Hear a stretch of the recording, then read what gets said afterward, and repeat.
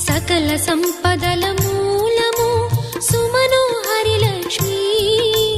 శ్రీ చక్రవాసిని మాత శ్రీ విష్ణు ధర్మ పత్ని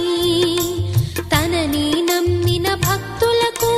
దరిద్రమును బాపు కొలిచెడి వనితల కొంగులలో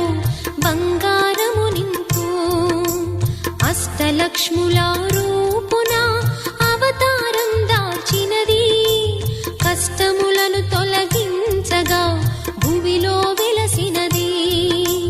లక్ష్మీదేవి కథ శ్రీ లక్ష్మీదేవి కథ